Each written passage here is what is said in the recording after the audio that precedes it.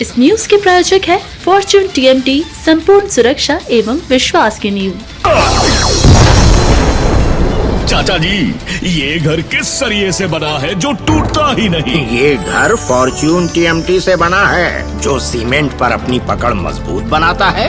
इस पर कभी जंग नहीं लगता और ये आग और भूकंप से हमारी रक्षा करता है। Fortune TMT, flexible inside, strong outside. वित्त मंत्री निर्मला सीतारमन ने आज 1 फरवरी को वित्तीय वर्ष 2023-24 का बजट पेश किया। भाजपा का दावा है कि इस बजट से आम जनता और एमएसएमई को लाभ मिलेगा, तो वहीं कांग्रेस का कहना है कि आसमान छूती महंगाई पर लगाम लगाने का कोई प्रयास इस बजट में नहीं किया गया है और यह बजट सिर्फ बड़े उद्योगपतियों के लिए है। जो टैक्स स्लैब में परिवर्तन किया गया है उससे मिडिल क्लास को कोई लाभ नहीं मिलेगा, बल्कि उनकी परेशानियां और बढ़ाने के उद्देश्य से यह बजट लाया गया है। आम आदमी के जेब पर आम बजट सीधा असर करता है। अभी हम जिस तरीके से देख रहे हैं, इन्फ्लेशन अपने चरम पर है। हमारे साथ मौजूद हैं मीडिया विभाग के अध्यक्ष कांग्रेस पार्टी के सुशील आनंद शुक्ला जी। इनसे हम जानने की कोशिश करेंगे कि किस तरीके का ये बजट रहा मोदी सरकार का और इसको किस तरीके से वो देखते हैं। देखिए, आज जो बजट माननीय सीतारमन जी ने मोदी सरकार का 9वां बजट प्रस्तुत किया है, वो बजट जनता को निराश करने वाला है। बजट में महंगाई, बेरोजगारी कम करने के लिए कुछ भी नहीं है, कोई प्रावधान नहीं है। बजट में जो मोदी जी ने वादा किया था कि 2 करोड़ युवाओं को रोज़गार देंगे, उनके दूसरे कार्यकाल का यह अंतिम बजट है। ऐसा कहा जा सकता है कि मोदी जी का यह अंतिम बजट है। अब आज तक इसमें कोई प्रावधान नहीं है। इस बजट में 100 दिन में महंगाई कम करने की बात की थी, लेकिन एक्साइज ड्यूटी कम करने के बारे में आप चुप हैं। 410 वाला सिलेंडर 1160 हो गया, उसको कम करने के बारे में कोई प्रावधान नहीं किया गया।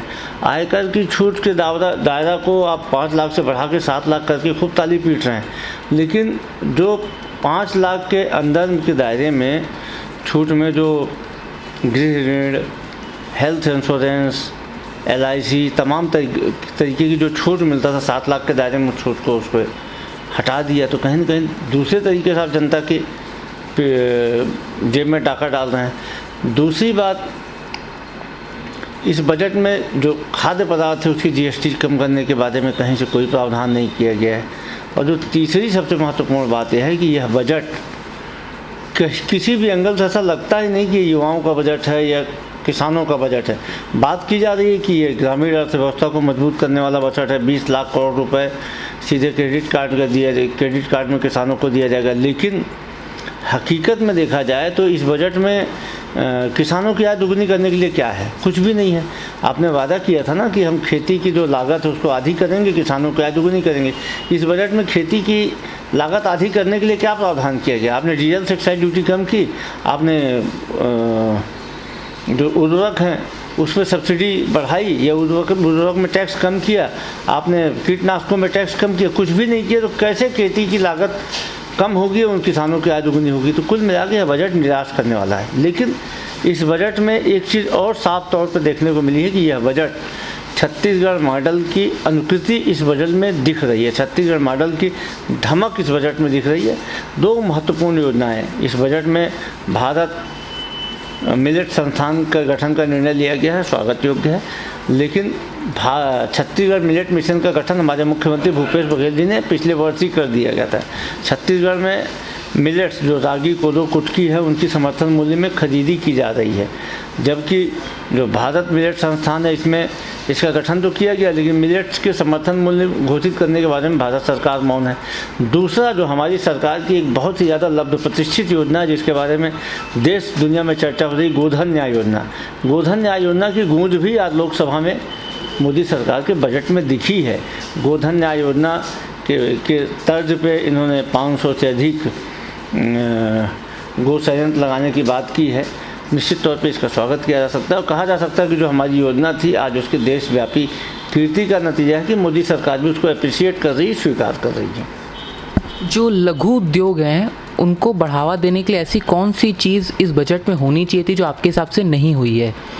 देखिए, विशेष तौर पर छत्तीसगढ़ जैसे राज्यों के लिए MSME में बढ़ावा देने के लिए गारंटी की बात किए हैं, लेकिन MSME में हम चाहते थे कि जो हमारे फूड प्रोसेसिंग यूनिट है उनको शामिल किया जाए। विशेष तौर पे जो हमारे फॉरेस्ट के प्रोड्यूस हैं, वनोपज हैं, वनोपज का छत्तीसगढ़ में सबसे ज़्यादा वैल्यू एडिशन किया जाता है। हम देश का 72% वनोपज हमारे यहाँ खरीदा जाता, तो उसको बढ़ावा देने की दिशा में कुछ किया जाता।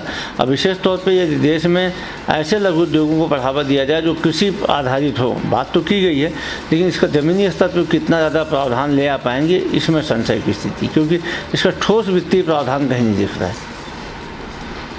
ये थे कांग्रेस विभाग के अध्यक्ष संचार विभाग के सुशील आनंद शुक्ला जी, जिनके हिसाब से जिस तरीके से टैक्स पर बात की गई कि 7 लाख बढ़ा के लिमिट कर दिए, पर सेविंग्स जो थी, हमारी जो इन्वेस्टमेंट थी, उस पर जो छूट मिलती थी अब वो छूट नहीं मिलेगी। तो वो एक तरीके से ये कह सकते हैं कि एक जगह से आपको छूट मिल रही है तो दूसरे जगह से वो फायदा आपसे छीन लिया गया है। जीके होंडा, एक ही छत के नीचे होंडा की सारी रेंज की गाड़ियाँ उपलब्ध। पुरानी गाड़ी एक्सचेंज कर आज ही ले जाएं अपनी मनपसंद गाड़ी। आपकी खुशियों का पता GK Honda, Telibandha road, Minocha petrol pump के पास, रायपुर। छत्तीसगढ़ की हर खबर सबसे पहले आपके फोन पर। सब्सक्राइब कर बेल आइकन दबाएं। 9 सालों से आपकी पसंदीदा मीडिया अब YouTube पर भी। सिंधु यूथ छत्तीसगढ़ का अपना न्यूज